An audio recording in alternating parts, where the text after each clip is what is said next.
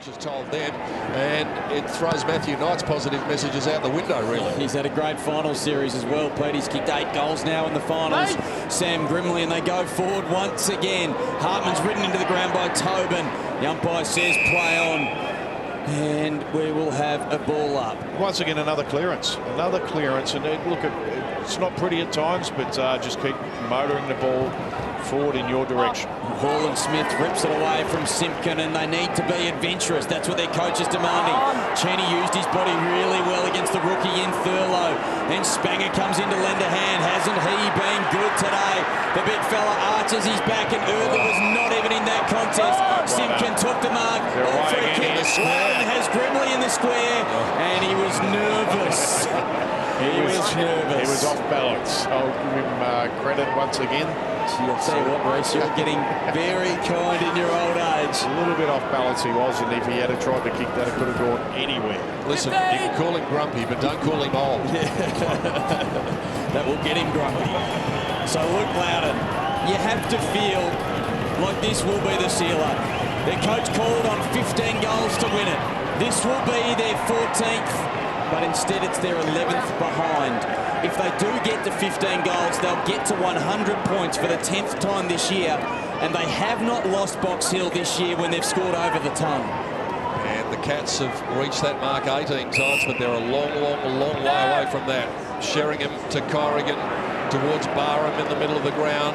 Hall and Smith went without it. Cheney made an impact. Spanger made an impact again. Langford stands on the spot, didn't panic, delivered well. Up to the 50, O'Brien. He's got Grimley streaming into the pocket. He's going to go longer than that. Just pokes it to the kick-off line. Osborne lurking with intent. Grimley tries to go off the ground. They're at 6s and 7s. The Geelong defence, they don't look very certain about what they're doing. Look tired. And they're going to lock it up down there. Umpire Brett Ritchie will come in and get it in the air. But they've been reactive today, whereas for most of the season they've been proactive. And the Hawks have done them. Full credit to the Box Hill Hawks, though. They have been fantastic. Savage tried to squeeze it through, and all he did was squeeze it through for a minor score. But that takes the gap out to 41 points. So it's practically impossible, you would think, the way that Geelong has gone about it when they've managed 49 points to now. Yes, but this team has showed us extraordinary attacking confidence for the last 2 years. And so if anybody can do it, it is this Geelong side. They overran Port Melbourne last year in the grand final. They kicked 4 goals 9 to 1 straight in the last quarter. Wait, injured player. Yes, no, wait, Bill, he's injured, mate. He's injured, just wait. It's Mitch Hallahan, who doesn't have a glass jaw by any stretch, the boy from Sorrento. He is as tough as they come. A former boxer, fought 5 times in his amateur career before he was drafted by the Hawks. He does look a little bit punch-drunk at the moment. He's hands on his knees while his teammates go on with their business around him. Sam Isles has been great, but that kick wasn't. Selwood, the skipper, needs to drive this forward, or else he's going to be speaking first in the post-match analysis at the presentations. Here's Hartman now. He's been really quiet today. Dom Gleeson, kick is excellent. Barham. Now, Jackson Barham isn't the bloke that you'd want the shot from. 48 metres out. His kicking is shaky at best. He's looking around. He's got no movement. It's been clogged up by the Box Hill midfielders and their forwards. They've all moved back. Kirsten's the only sign of any height down there if the ball falls short as well. 20! He might just kick it to the top of the square and perhaps hope that Kirsten can take a hanger. Instead, he goes for goal, and it's thumped into the post by Loudon. Disciplined stuff. That is, well, they double their score for the second half. They still haven't kicked a goal in this second half of footy. What an amazing story this might turn out to be for Box Hill. The 2001 premiers. Luke Loudon looked terrific today, the big fella. Taylor Duray trying to press his claims for a spot on the AFL team next Saturday. Kick is cut off by Sheringham, the ex-Werribee Tiger, who crossed with James Ponsiadley all those years ago. Here's Buse. They need to get it in there. Short kick, okay, Stringer. Got some attention from Anderson. Umpire said it was instantaneous, so no 50. And he's going to need his best because, as you can hear, the umpire saying you are right on the 50. So he's going to have to kick it from about 52. Mitch Brown comes on the wraparound. He doesn't get very good purchase, but West is there, and he is going to have to kick the goal from the angle to keep the flame flickering for the Cats. There it is with me. Might this be the start of the resurgence? 11th disposal coming up, 3 marks. The big man goes around the corner and kicks well, so they're not done and dusted just yet. At the 6-minute mark of the final term, Trent West kicks his first of the afternoon, and the margin is back at 34. Yeah, and he needs to win this centre bounce, Trent West. That's the most important thing now, and what should be on his mind. Mitch Brown was under a bit of pressure there, got the kick in. That was a pretty good mark there, just too big and strong. And the run-around goal, they make them easy these days, even the ruckman can do it. Phil, they're not dead and buried yet. That goal just gives them a little glimmer of hope. It does. Nigel Lappin called on him to get the first. He said, you will kick the first goal, you will cut the lead. But you could feel in there, in that huddle, they were worried. Well, you have to be when you're behind. And of course, it was a standard approach from Matty Knights to say, throw caution to the wind, take risks. Can they get up? Gee, it's a tough call. Box Hill have been supreme, haven't they? They might win the clearance here. Gleeson got it from Selwood. Sheringham hunts the footy. He's pushed by Isles. He keeps hunting the footy. He gives it to Thurlow. He's precisely his kick. Well Huge contest. Great plays everywhere. At the back, it's a Cats goal. No, it's not. It is not. That is Jed Hughes who's run into the post. And it's touched. The Box Hill Hawks was Couldn't get his foot. again. Yeah, and this is great desperation. Litherland was the player who pushed him. No free kicks to the umpire. That is one of the biggest calls of the grand final. An act of heroics from the defender there, and Jed Hughes nearly knocking the goalpost out of the ground. They're rising a little bit here, Geelong. They sense that it's not quite done and dusted yet. Important ball here on the wing. Taylor Hunt gets it from Hartman. Overdid the handball towards Hamley. Good tackle down at the base of the pack. And that nullifies the situation. And it is a tired-looking Troy Selwood who hoists himself to his feet. Segler in the ruck contest. Langford's done some really good little 1%ers today to clear congestion. Sheringham, he's got the handball on to Gleeson, elected to go himself. Inside 50 they go again. Smets comes out and crashes the pack as he did a couple of moments ago. Here's Schroeder, got it on his boot. It's a touch ball. It's over the line on the full, but it came off a fingertip, and it'll be thrown back in as Geelong throw their last punches at the Box Hill Hawks, but they are lifting. Jackson Sheringham comes to the bench for a well-deserved rest. He's been the one. He's been perhaps the only one who's given them a midfield lift. Hall and Smith has done nothing today after being best last year. Dribbles a kick. Gleeson dive forward. Hall and Smith is wrapped up by a nest of Hawks, and he has nowhere to go. Umpire O'Gorman will toss it in the air at the goal square point. Not surprisingly, Matt Spanger was one of the men tackling. What a day he's had. Nobody can punch this through, of course, as Mitch Robinson found out against Richmond. And it's Hall and Smith's kick, which was smothered, and they're still fighting. 33 points is Box Hill's lead. Geelong deep in attack. Can they manufacture a goal? West taps it down to Schroeder. Gleeson. Well, this is Schroeder, in fact, around the body. It's into the post. And they play on quickly through Duray to the Hawks. Might that be their last roll of the dice? Simpkin saying, just slow it down. Let's get the ball through a couple of sets of hands. O'Brien looks to be the first one. Bathy nudges him out of it. Ben, can he get the handball off? Well, it was just in the nick of time. Well done by Isles. Across to Murphy. Now here's Grimley trying to turn his man. Couple of Geelong players feeling the heat. They're cramping up. Murphy darts through. Good driver in heavy traffic. Gave it to Isles. Isles looked for the line. He got 40 metres, but he got the boundary line as well. And Grimley just waving his arms and saying, well, I would have liked it, but that'll do.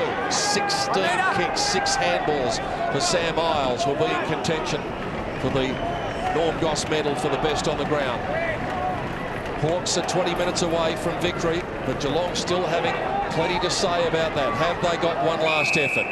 Selwood has scored it to the boundary line by Will Langford, and the boundary umpire will reload. 32 points is the Hawks' lead.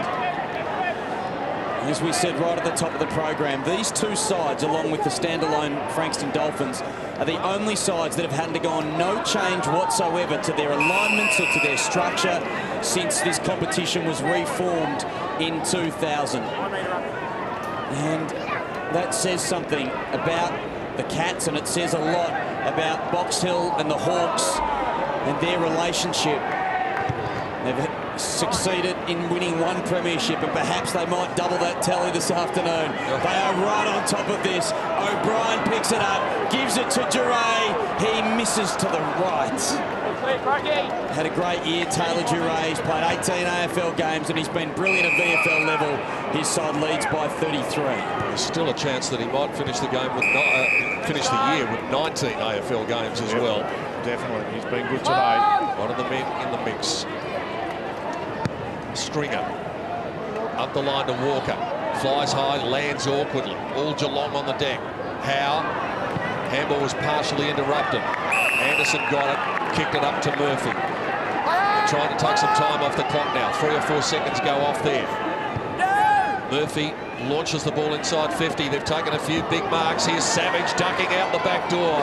And the ball had a bit too much impetus for him to gather before it went over the line. It'll do nicely. I remember after the 2007 grand final, Brent Prismal, Pete, he was in the VFL team. He didn't think he'd done enough to make the AFL team. I wonder if any Box Hill players will feel a bit like that after this brutal encounter. Retzlaff wrapped up. And of course, you never know what might happen. We know the unfortunate circumstances around Brendan Whitecross, but we don't know what's going to happen in the week leading up. Gleeson to Thurlow, up and under, nearly hit the roof. Big fist away again by Spanger as he clears the danger zone from Walker and Hallahan. And yet again, the ball is thumped to the boundary. And this man is one of the hardest workers on the ground at the moment. He's getting a fair old workout, this boundary umpire. He is, as he tosses it in once again. The ruck work is done by Loudon and Howe. Loudon from the Hawks wins it forward. Brown waits for it. And he's been one of their better players today, Mitch Brown, in a back half that's been under siege. But again, they were just a fraction conservative. Matty Knights was nonplussed at three-quarter time when he spoke to Phil and said all day, we've just been way too conservative. It's not how they've been throughout the year. And this Box Hill side has been anything but today. It's ripped out of their hands though by Gleeson. Great stuff by Tobin. He knows what it is to perform on a big stage. He's been part of 2 Development League premierships, and he might have a VFL senior premiership to his name before the game is over. The Hawks, though, it's being challenged still by the Cats. Hartman trying to get some run. They've got a man opener. He was for a split second. Barham, but Spanger came over and forced the error. Litherland has been rock solid in defence all year and rock solid again today. Isles has had a lot of the football. Smets wraps him up in a strong tackle, and the umpire says that the tackle was broken by the boundary line. That's a good decision looking at the replay. So with every tick of the clock, this goalless period is suiting the Box Hill Hawks. Geelong need to do something about it. Gleeson trying to impact on the contest. Barham arches the back, tries to get away. Hartman taken down to the ground. Litherland, that man again, he has been rock solid. To Locke, to Murphy, to Spanger. Speaking of rock solid, pops it up in the air, and Locke can just take it and take a breather. He's got men coming to the interchange gates. He'll use every one of the 5 or 6 seconds he's allowed. Wanganeen comes onto the ground. Locke's kick very good. Grimley ran underneath it, dropped what he should have taken, but he's got a couple of options. Hallahan goes backwards to Grimley, who's got a couple to beat, and the boundary line will do him nicely. They've burned a lot of time off the clock since the last goal, which came at the 6-minute mark from Trent West. 9 goalless minutes, and that is playing right into the hands of the Box Hill Hawks. They can touch it, they can sense it. Look, it's just been a great team effort, and every time it's been a Box Hill Hawks team to go, they've just done their part for their team. They've worked really hard. Just been a great team effort. Taylor Hunt's kick is ineffective. Wanganeen was able to evade the clutches of Kirsten, and now Kelly, who got cleaned up with a massive collision early on in the match, and was able to stand up and continue to fight his way through the game. And here's Liam Tobin. Had a great final series and a great season. He's kicked 22 goals in 15 games, Tobin. Bombs it long. Segler wasn't even close to being there. That's a tied kick from Bathy as Burberry flies high, and it's over the line again. Matty Knights watches. I don't think there's a great deal more he can do. No, they've just been outplayed today. They haven't had a great day themselves, Geelong, but full credit goes to Box Hill.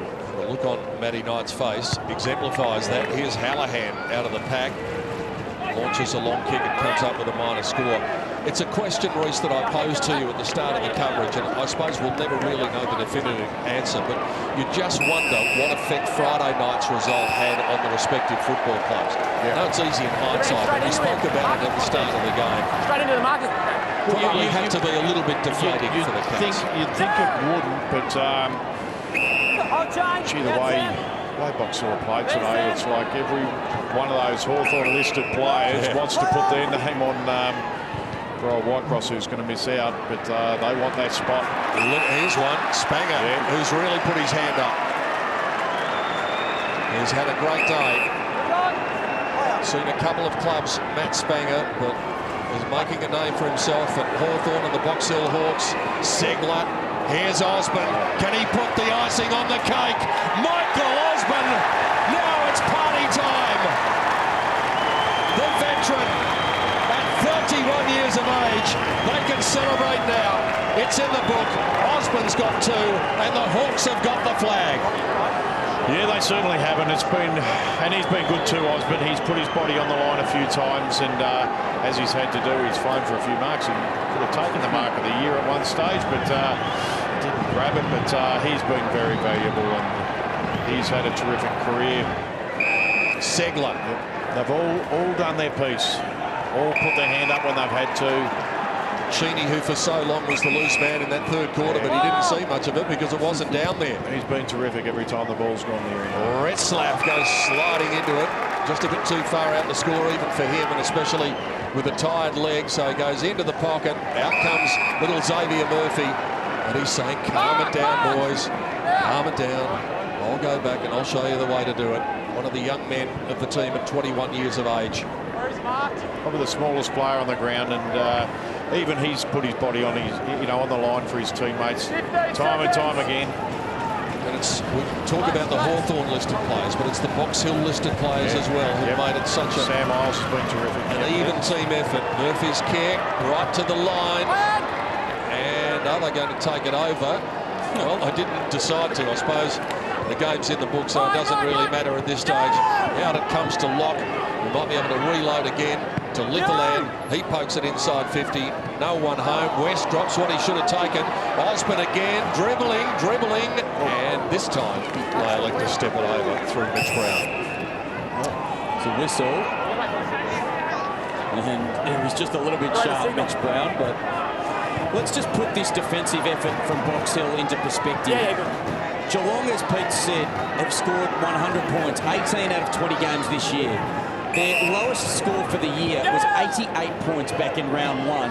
At the moment, they are 8-10-58 Geelong against Box Hill, the best defensive side in the league. And we mentioned it at the start of the game that the irony of this Hawks side is that if we're to compare it to the AFL, Reece, they aren't Hawthorn, they are Fremantle, the way that they play. Look at this pressure again. Litherland is. Look at the numbers around. Look at the numbers getting there. That's what we saw last night, not Friday night. That is last night.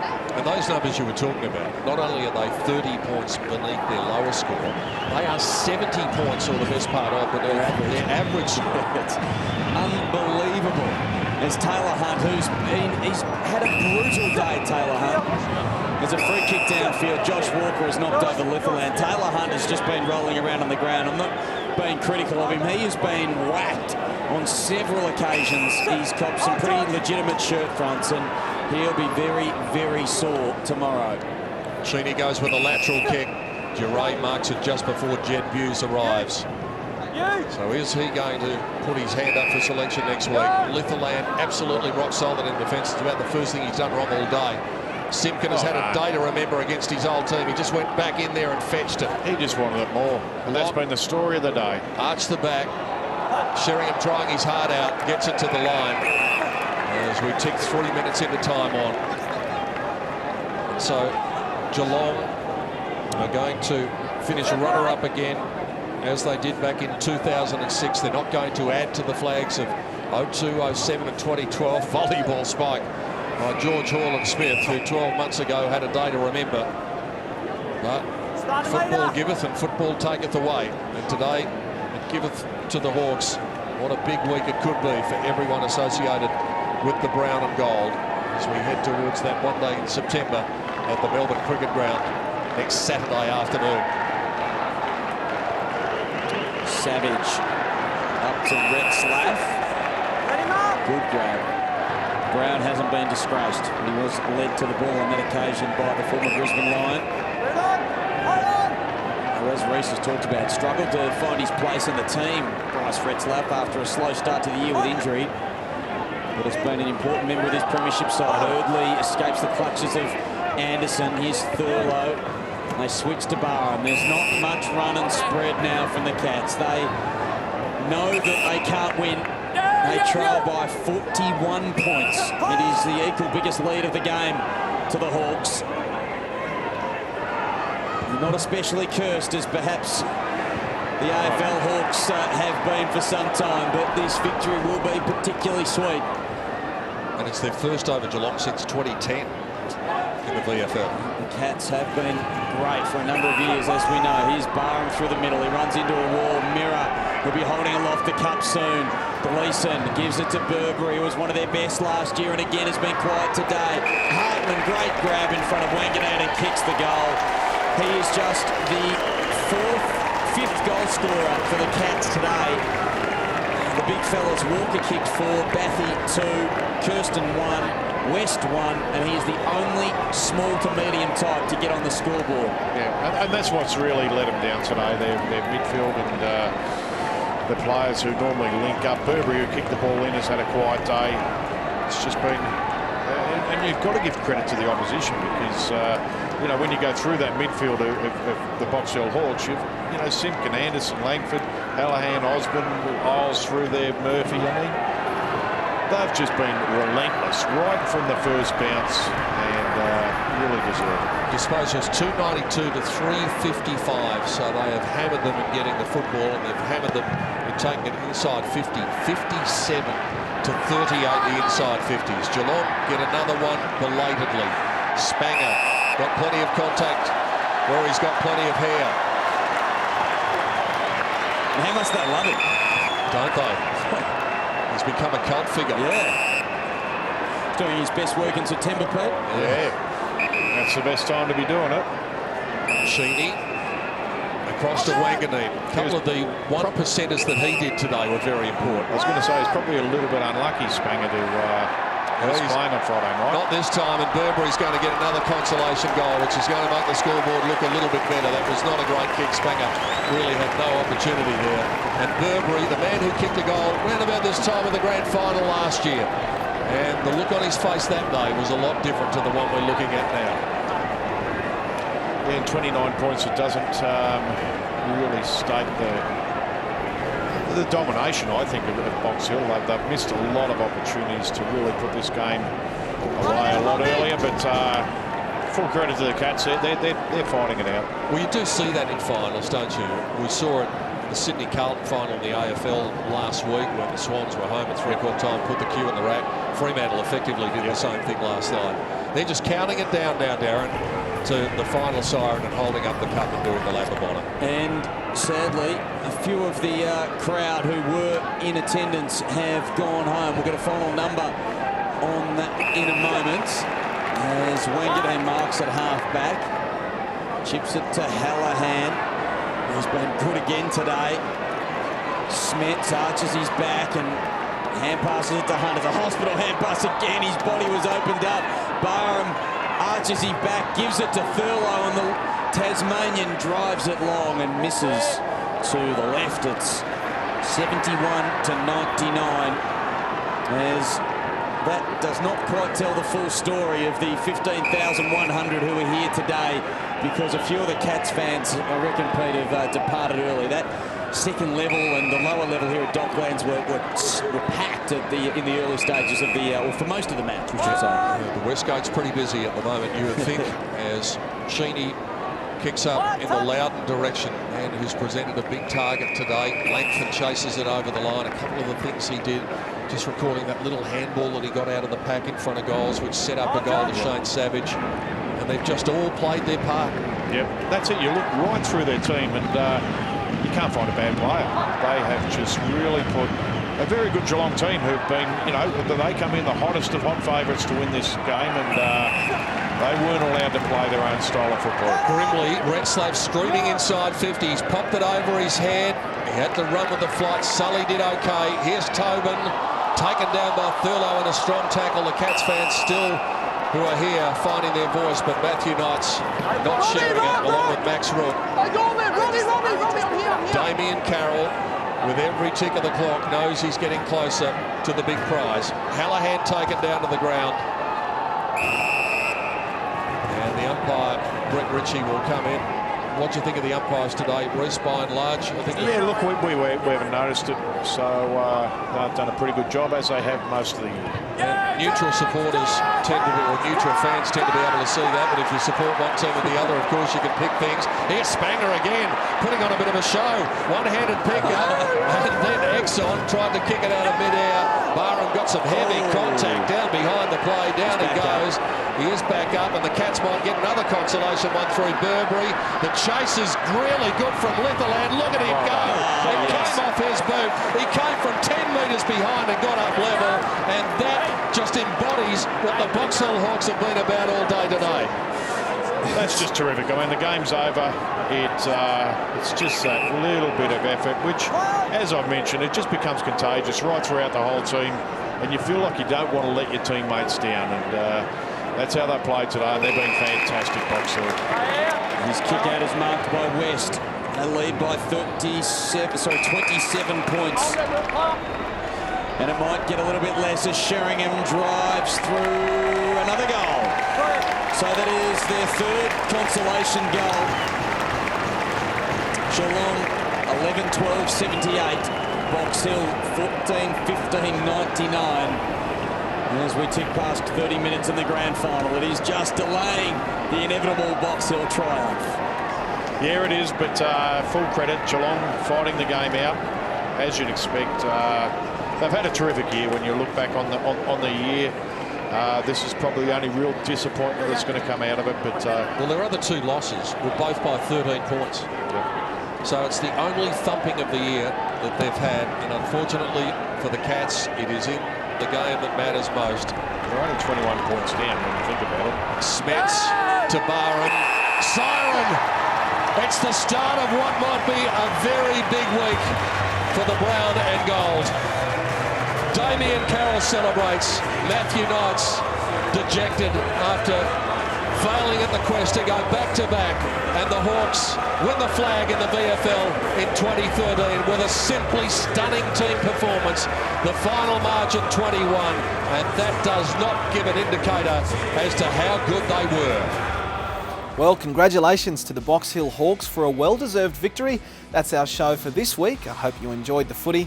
Do join us again next week when we bring you the 2013 Sandfell Grand Final between Norwood and North Adelaide. Thanks for your company, everyone. I'm Ryan Little.